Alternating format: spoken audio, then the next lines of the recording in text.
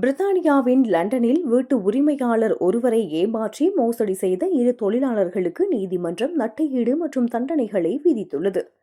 London டிரைஸ்லிப் பகுதியில் வீட்டு உரிமையாளர் ஒருவரிடம் ஆரம்பத்தில் பேசப்பட்ட தொகையை விட 2 மடங்குக்கும் அதிகமான பணத்தை ஏமாற்றி பெற்றதுடன் வேலையையும் பாதியில் கைவிட்டு சென்ற பின்னர் ரூஃபிங் நிறுவனத்தின் தொழிலாளர்களுக்கு அபராதம் விதிக்கப்பட்டுள்ளது.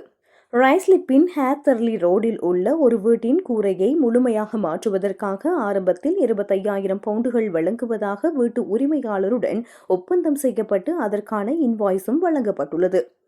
ஆனால் வேலை தொடங்கப்பட்ட பின்னர் கூரையின் சேதம் அதிகமாக இருப்பதாக கூறி பாவனையாளரை நம்ப வைத்துள்ளனர். ஆரம்ப வைப்பு தொகையாக 8,750 பவுண்டுகளுடன் மேலதிகமாக 37,250 பவுண்டுகள் தேவைப்படும் என கூறி மொத்த தொகையை 46,000 பவுண்டுகளாக உயர்த்தியுள்ளனர். அத்துடன் இவர்கள் நிறுத்தவில்லை. அதற்கு பின்னரும் 1,100 பவுண்டுகள் மற்றும் 7,850 பவுண்டுகள் என அடுத்தடுத்து பணத்தை கேட்டு பெற்றுள்ளனர். இறுதியாக வீட்டு உரிமையாளர் இதற்கு மேல் பணம் தர முடியாது என மறுத்தபோது அவர்கள் அவரிடமிருந்து மொத்தமாக 52,800 பவுண்டுகளை பறித்திருந்தனர். பணத்தை பெற்றுக்கொண்ட பின்னர் ரூஃபிங் நிறுவனத்தினர் கூரை வேலையை அரைக்குறையாக பாதியிலேயே போட்டுவிட்டு தப்பியோடியுள்ளனர்.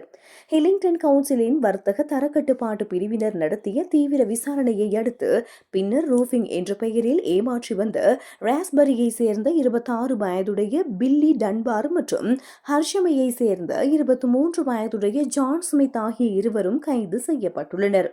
அயல்பர்த் கிரவுண்ட் நீதிமன்றத்தில் நடைபெற்ற இந்த வழக்கின் போது தாங்கள் நுகர்வோரை ஏமாற்றும் நோக்கில் தவறான வணிக நடைமுறைகளில் ஈடுபட்டதை இருவரும் ஒப்புக்கொண்டனர். இதனைத் தொடர்ந்து பாதிக்கப்பட்ட வீட்டு உரிமையாளருக்கு ஏற்பட்ட நிதி இழப்பை ஈடு செய்யும் வகையில் இருவரும் இணைந்து மொத்தமாக 26,400 பவுண்டுகளை நட்டஈடாக வழங்க வேண்டும் என நீதிமன்றம் அதிரடி உத்தரவிட்டுள்ளது.